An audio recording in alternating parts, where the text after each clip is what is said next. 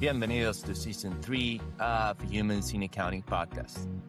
In a world full of AI, automation, and endless workflows, we pause for a moment to focus on the real humans behind the numbers. Founders, leaders, humans share their journey, what drives them, and the moments that shape their path. Because behind every balance sheet, there's always a story worth telling. Humans in Accounting is brought to you by South Offices.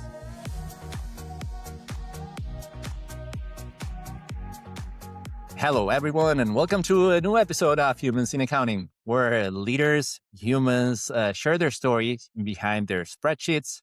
As you know, I'm Alex Schulman, and this podcast is brought to you by South Offices, connecting accounting talent across borders. Well, today we have a special guest, Astrid Daniela Galvez. I'm pretty sure that I'm pronouncing that correctly. Founder at Accounting Specialist and Business Solutions, bilingual speaker, a great person. And yeah, I'm super happy just to have you here. Daniela, how are you? Hi, Alex. Thank you. Thank you so much for the warm welcome. I'm doing well. Thank you. I'm happy to reconnect with you after a few months. And I'm also happy that you have a podcast happening, especially focused Yes, on the humans now in a world of exactly. AI. So thanks for Yeah. keeping me in mind and for the invite. No, I'm super happy that we're doing this together. I want to tell the audience and listeners in the future how we met. The truth is that this was in scaling new heights, like 330 days ago or something like that, like almost a year. You were a speaker with Brittany and with the question with Megan. I remember you guys talked about the imposter syndrome. I was looking at the options that I had, and I looked at, hey, and it's a friend, and I said, hey, I wanna see. The imposter syndrome is something that I think that 99% of the Mm, human beings at some point of our lives we feel identified, and yes. I went just to that room, and incredibly, it was like full with women. Like there was someone else I remember, but we No, were just two men, right? only two men. You and the sound engineer in the Exactly, room. exactly. First, I thought, okay, this is normal. Someone is gonna come, but then I realized it was just me. I You're the remember. only male in the audience. Yeah. But well, that was super interesting, and that's how we met. Yeah, almost a year ago, in our here in Humans in Accounting. I'm super happy that we're able just to do this together. I want to start, Daniela, by if you can tell me a little bit about like how you started. I know you founded ASMBS for how many years? Like for many years, right? 12 years now. 12 12, years. 12 years. I want to Yes. take you back like 13 years ago, and like how were those initial steps? Like why you Hmm. decided just to go into accounting and maybe not well, I don't know, any other industry. I want to know those first steps. Okay. No, thank you. So back in 2013 in California, I lived in Los Angeles for about 21 years. And while in LA, I was at the time finishing a bachelor's in which I thought would be my career in either economics or human resources. Then I had the opportunity to take a couple of classes in accounting because it's part of the business major. And oddly enough, I found that accounting was something that I really liked. So I took a couple of courses in managerial accounting and then financial accounting. And I said, well, this kind of makes sense. But then realistically, the accounting industry was more stable and kind of like the right choice to take. At the time, I was a full time employee of a corporation where there were about 1,000 employees, and this was in the auto industry. So I was somehow involved in the financial world, but not quite considering that a career for me. It was more like, okay, this is my full-time job. This is what pays the bills. Right. So at the time, I also had heard about QuickBooks, and I started to research a little bit about QuickBooks and what it meant. In 2013, very few people were on board with online tools or things to work on the cloud. QuickBooks was pushing products to do things online. Answering a very long answer to your question. So No, no, how no, but that's okay. I wanna have the full story because it's really interesting for me, like those first steps. So please go ahead. Okay, thank you. So I'll try to shorten the answer. So when I discovered this software, I started to see that there was a community involved in not just learning the software, but there were several accountants that were pushing also online tools to work as accountants. And I'm talking about seasoned accountants that were in the industry for decades and they were transitioning from desktop into online tools, right? And so conferences were happening, local conferences, national conferences, and I was interested. I wanted to learn more about it. So this is how I met several accountants that were saying at the time, I'm working from home. I said, what do you mean you work from home? What does that mean? Or other people saying, I'm traveling, but I'm working. So you're not going into an office, so you're not doing the conventional things. So think about this. This was 2013, beginning of 2014. So one of the first things that I wanted to do was learn the software. And as I was learning the basic concepts, I already had made the decision to learn more about accounting and becoming an accountant. So when the opportunity presented, I went into quitting my full-time job, finishing my bachelor's at the time, and opening a firm. There was demand for Hispanic tax practitioners, which at the time I was very interested in learning because our college courses included volunteering for government funded programs that allowed preparation of tax returns for people with low income, senior citizens, and things of that nature. My very first tax season was while I was a student at the University of Cal State University in Los Angeles. And I remember that first season, we prepared about maybe 600 to 700 tax returns.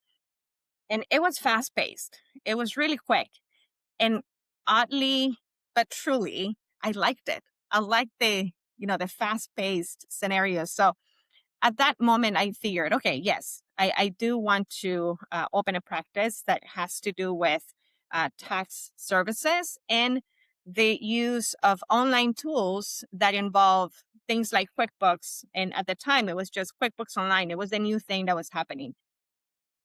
So that was the very beginning, back in 2013 into 2014 for the tax season, for my very first tax season. Only 13 years ago. And hold on, Yes. let me ask you this, Daniela. When you open it, like you already had like a first client or people that wanted, or how was when you're starting a new business, it's Mhm, like, all right, what should I do? Should I start a business? But I don't have mhm. clients, so who was gonna do? How were those first clients? Do you remember? Yes, yes. So I'll tell you my very first accounting client, he was a cargo company based in Los Angeles, and they needed help with reconciling their books or preparing financial reporting. And at the time, I had the training to do it. I can say that. I knew that the foundation of starting my practice was getting the proper training, getting the right education in place, and the proper tools, right? So Right. I had those already in place, and in terms of my, like my own financial support, because at the time when I quit, I needed to pay my bills, pay my rent, and the living Exactly. Live. situation, right? So Yes. I had I had saved for 6 months only, and I figured, okay, I have 6 months to generate income. There is no better or bigger motivation than having to pay bills to get working, right? So my first client was that cargo company. And I remember, and I'm sure I have that picture somewhere. The very first payment I received was $1,500 from this company, and it was a check. So they paid me with a check. I was so thrilled. Alex. I was super excited. I was like, yes, my first paying client. And so that gave me the validation. People trusted, and they were looking for me, and I really that gave me that push that I needed.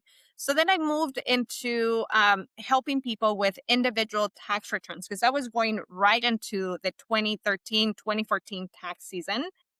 And so there were people asking, and there were those that said, okay, if you really know your stuff, let's test it. So Right. I feel like a lot of people wanted to test and see if it was true that I was doing the right thing. But in the process, I was making sure that I was certified. In the state of California, there is a requirement for tax practitioners to be registered with the state and to pass certain qualifications, right? So you need to be in compliance and also have the proper training. I was confident that I was not going into this blindly, and I was very careful with what I was helping the customers with and the kind of client that I was helping. So I started with very simple 1040s, Schedule C's type of tax returns. And that was the foundation to now 13 years later. It's a little different. Right, right, right. Well, incredible. And hold on, what do you mean that your clients were like testing, or they wanted just to test it? I think just like most people, right? When you tell them, "Oh, I just opened my practice," so I'll tell you something weird. Well, not weird. I think it's a lot of people face this. So when I was working at this company that I mentioned, I was a full-time employee. I had some managerial positions there. And throughout the time that I worked for them, I worked 10 years for that company. And during that time, I met a lot of people, right? A lot of coworkers. And what I did was I reached out to them and I said, hey, I left the company, but this is what I'm doing now. Kid you not, I had maybe three replies from people saying, okay, so can you help me? And the rest of them were ignored. And I probably sent out like 50 emails at the time. I was, knocking doors, telling people, hey, I'm doing this. I'm offering the service. And so I feel like perhaps not a test, but people wanted to know if I was legit. You know what I mean? Right, Like, okay, is right. this a true business or is this just some hobby of hers? But thankfully, there were those that trusted in my early steps, and till this day, some of them are still clients of mine. No, yeah, that's something that happens like I guess to all human beings. There are like Mhm. the early adopters, the people that trust and say, yeah, sure, tell me more. And there are others who are want to say, all right, I want to first know, hey, as you said, is Daniela legit? Is she doing this for real? Are there any other client that I can go and say, Mhm. hey, are you happy with working with Daniela? So yeah, I understand. I understand Yes. that. Yes. Daniela, let me no, first, before I forget, I don't know how familiar you are with the humans in accounting. This is something that I am doing just for my own sake. I'm a foodie guy. I enjoy eating good food, and I'm asking each guest what's their favorite food. And you're not gonna be, yeah, someone that I don't ask this question. So, Daniela, let's go. Let's just shift for 1 second, and let me ask you, what's your favorite food? Okay, I'm Salvadorian, as you know, I but your know. audience may not know this. So our main dish are pupusas. And pupusas are a corn-filled tortilla. So it's a corn tortilla that's filled with either beans, pork, cheese, and then on top of it, we add pickled cabbage with other veggies, all pickled, and then you add some tomato sauce. It could be a little spicy or depending on how you like it. And that's our traditional dish. We eat that any time of the day, and it's our traditional dish. And I am a little biased, so yes, it's one of my favorite dishes. Okay, okay, okay. It's funny. Like, okay, I asked you what's your favorite food, and you're answering that your favorite food is also the traditional dish of El Salvador. Uh-huh. Correct. Okay. It's funny because I think that food has something that when the other day I was talking with a friend. Sometimes I cook and I cook like sauces for pasta, and I gave Okay. to a friend, and he gave me this feedback that hey, this was really good. It reminded me the sauce that my grandmother did 30 years ago, something like that. Yeah. And I think that food has that, like if it takes us to it was something that you ate a lot, I don't know, in your childhood, I'm imagining, Yes. pupusas Yes. or not? Okay. Yes. Yes. Absolutely. So yeah. Okay, now I wanna try pupusas. That's I'll see if I can try them. If not, I can find a recipe I'll and share. try I'll to share make the them recipe myself. with you. Okay. I'll share a picture when I do that. Thank you, Anita, for answering me that question. That's check. And let's go back. I wanna ask you something that basically this is why we are talking now, because you mentioned and that while you guys were talking about the imposters in a room Yes. that at the beginning of your career, you used a little bit more Astrid as your Hmm. name. I want to ask you that question. Like, tell me again, remind me why was that? I'm calling you Daniela. I understand that family and friends, everyone calls you Daniela, but at some point of your career, it was not the same. I wanna know a little bit more about that. Yes. Yes. And just a little parenthesis here. The reason you were the only male in that audience probably is because the title of the breakout session was Imposter Syndrome, or Women Experiencing Imposter Syndrome in the Accounting Industry. But I'm glad that you joined. So here we are talking about that now. But let me I just want to clarify one thing. I read that obviously, and I said, Yes. okay, but hold on. I'm a man, but I felt imposter syndrome, Yes. and I'm interested in knowing this. I mean, it's not going to be something that it's going to be Chinese, and I will not understand. So I went there, and I'm happy I did because now we're having this Yes. podcast together. Yes, and the people that joined that session, they were all very engaging, and like you said, a lot of people experienced that. So yes, to your question, how we experienced imposter syndrome in the industry or in general. When so I was based, meaning I started my business in the state of California. Right. California is heavily Hispanic populated. You have people from all countries of Latin America. And a lot of the traditional accounting firms that are managed or funded or founded by Hispanic roots, they don't fit the traditional, I guess, for the mid-size or the bigger accounting firms. Right. Not only in terms of demographics or background or race. So race is a big issue here. The moment you hear Daniela Galvez, you probably picture this: black hair, dark skin. It paints a different picture. In the US, there is a can't say a limitation, but there are certain barriers that go beyond the financial situation. There are barriers Right. that include language, access to resources, and things of that nature.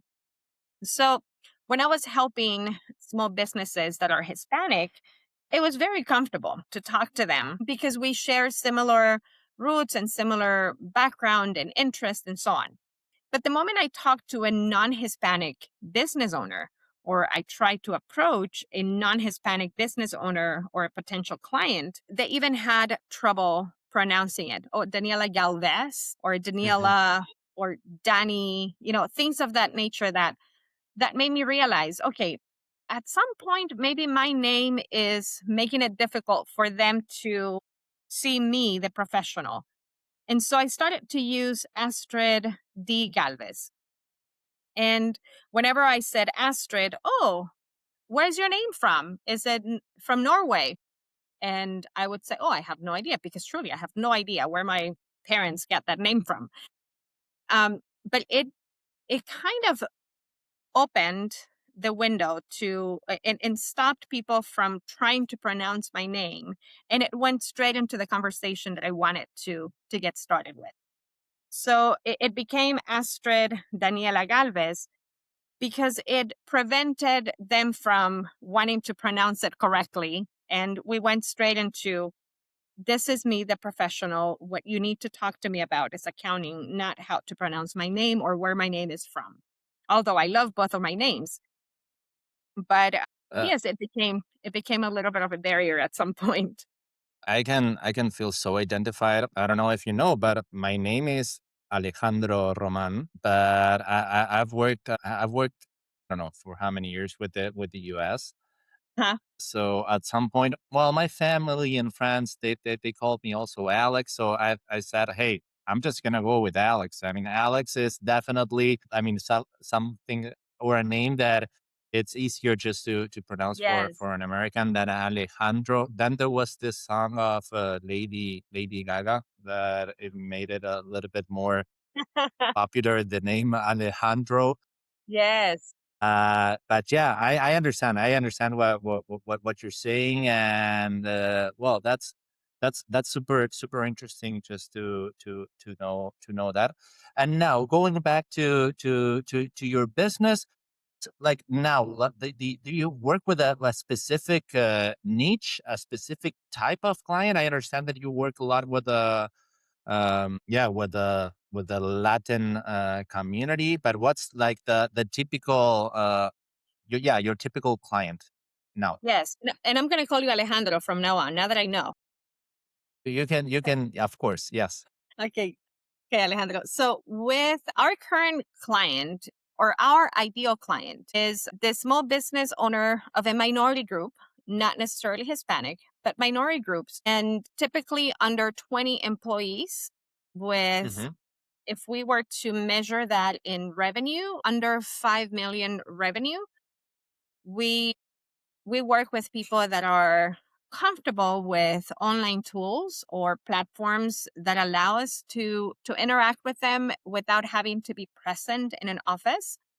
So yes, we work heavily with Hispanic owned businesses. Currently we're based in the state of Washington, in Washington West Coast. And Right. so we serve people from California, Oregon, Washington for the most part, but we have customers all over the country. If they speak Spanish, I feel like they might feel identified with us because we are an office that speaks Spanish and English. So, but yes, that's our ideal client, and it's really a joy. If I tell you that, Alejandro, it's a true joy to serve a community that we can relate to, that we can connect with, and that we can serve and see the progress that they make, because we have customers in different industries or service based industries. Some of them are in food. You love food, so you would Yeah. appreciate working with restaurants. So we work with customers that are the small taquerias and small coffee shops, or those that have more than 15 employees. But yes, that's what we try to keep it with, a minimum, or I guess under 20 employees, under 5 million revenue, because that, I feel like those are the customers that we can serve the most, or Okay. that Okay. maybe Perfect. need the help the most. That's great, Daniela. And you said all around the U.S. Well, obviously, because you're in West Coast, maybe you have more clients and that area. And I wanted just to ask you this, but you already answered. Like a specific industry, mainly restaurants. Any other industry that you worked more than a Yes, we also have customers in construction.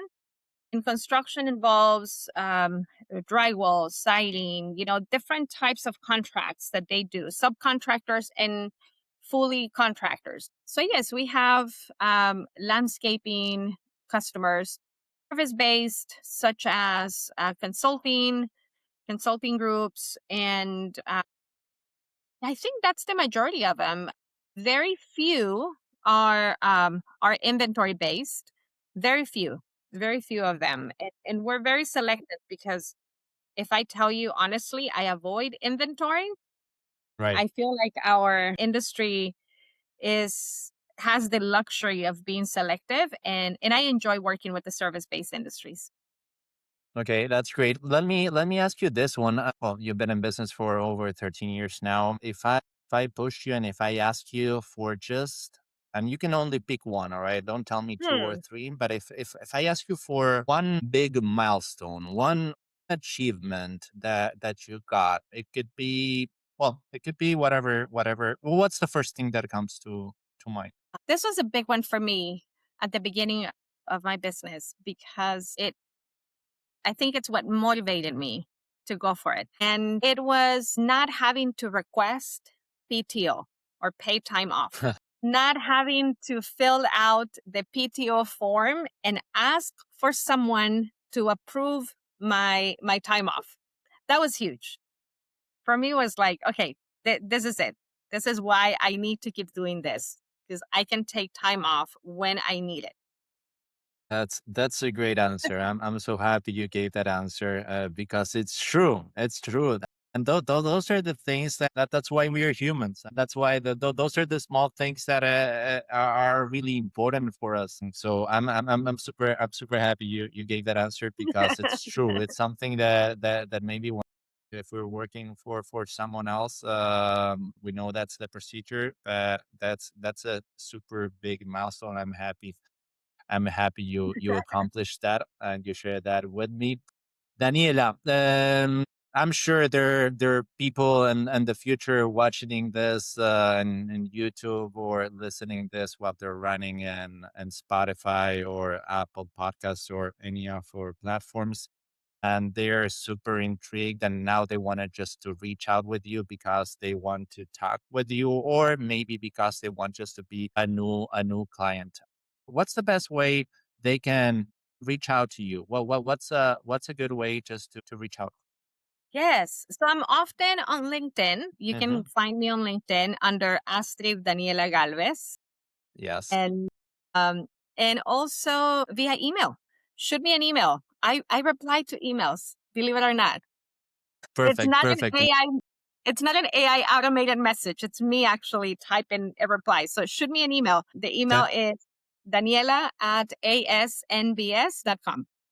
Daniela at asmbs.com. Yeah, when we post this episode, you'll be tagged so that people Mm. can reach out on LinkedIn. One last question before I let you go. This is one that I like asking because I learn through the answers each guest gives me. Um, what's a good advice that you can give maybe someone now in May 2026 who is evaluating that possibility of doing the same career that you made 13 years ago and say, hey, I just want to go all in. I saved not 6 months, but I have 3 months, and I'm Mm. thinking of opening my own firm. What's a good advice that you can give them? Okay, what I can share is what worked for me. And Okay. what really worked for me was finding a community where there were people in the same industry at different levels. The levels in the accounting industry can vary. There are different approaches. So be open to engage in communities that serve perhaps not a niche, but communities that provide resources that anybody can learn from. Until this day, I still benefit from that. In addition to that, I would say focus on your education. Tax practitioners, accounting practitioners, we need to stay on top of our game. And by that I mean technology is not the only tool that you have at your fingertips.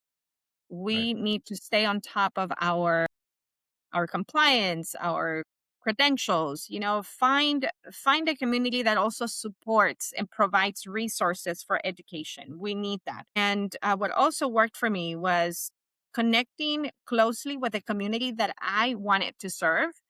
So I was very interested in serving the Hispanic community in the West Coast. So that's where where I found the connections. And so if I can summarize it, community, education, or continue in education, and find the industry that you want to serve or the community that you want to serve.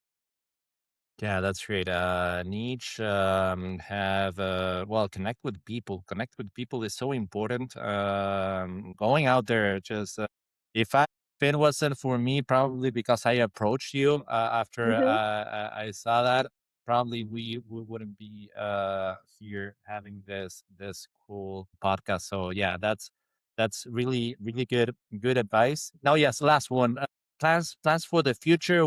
What's going to be your firm for the following 13 years, or maybe let's not go that long, but plans for the future. Are you going to events? Will I see you? I'm not Yes. going to go now for Scaling New Heights. Probably I'll go for Intuit in Vegas. Are you planning on going to future events? That is the plan, yes. So we will be at Scaling New Heights in Orlando again in June. I'll have the opportunity to speak at another breakout session. And it's coincidentally the use of AI to provide advisory services and the behavior of humans in the world of AI. In addition to that, we'll go into Latino Tax Fest in June, Mhm. also in Vegas. And we'll be presenting there to a bilingual community. So we'll do presentations in English and Spanish. And that's another big one that we're attending this year. Then after that, the plan is also to go to Intuit Connect and some other maybe virtual conferences that I haven't listed on my calendar yet. Currently, I'm outside of the US, as I mentioned to you earlier. I'm visiting my country with my family in El Salvador. And so I'll plan any other conferences when I get back. So as for your question of what's the plan in 13 years, I don't know 13 years. But I can share this. The plan is to continue to serve our community, the Hispanic population and the Hispanic business owners in the West Coast and the US, and also provide them with the tools that they need to find that financial clarity and that idea of wealth creation, and to break those barriers that the financial restraint can cause. So how long it's going to take us to do that, I don't know the answer to that. But that's the ideal. Placer realmente to have you here in Humans in Accounting. I'm super glad we made this, and yeah, thank you so much for being part of Humans in Accounting. Thank you. Dale. Thank you so much. Hasta luego.